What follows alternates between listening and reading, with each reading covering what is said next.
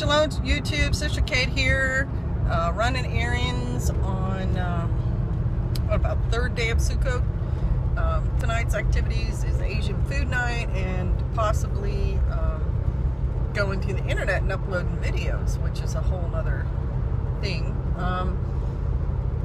What I wanted to talk to you about today was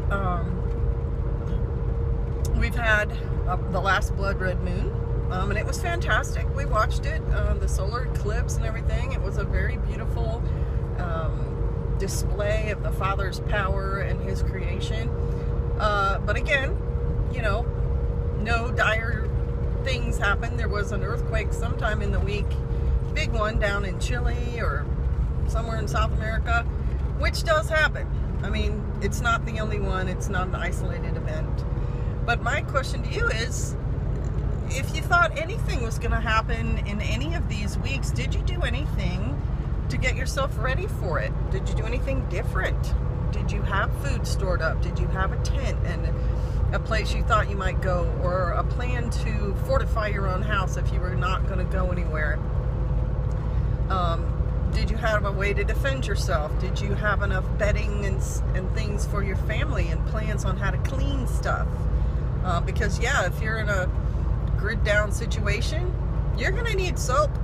Just saying.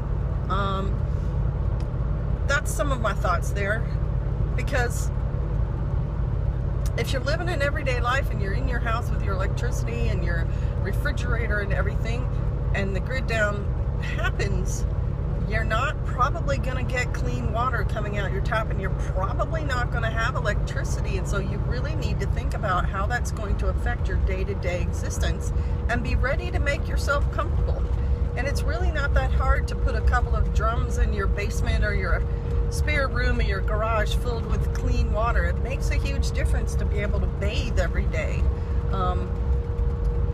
And you can boil water to clean it, but you know, it just makes your life easier, and that helps your stress level and your peace of mind.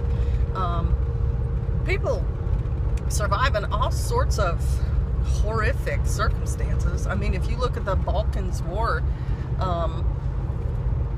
when the Doctors Without Borders first got there, people had been wounded and sitting around wounded for a couple of days, and there were people who had broken bones and gunshot wounds and needed amputations, and there was nothing.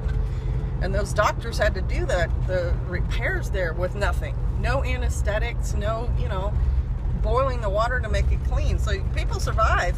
It's just not comfortable surviving. It's just, you know, surviving, existing, versus being comfortable and able to help yourself and in control of your situation. So that's just a few thoughts for today. And God bless you. Shalom.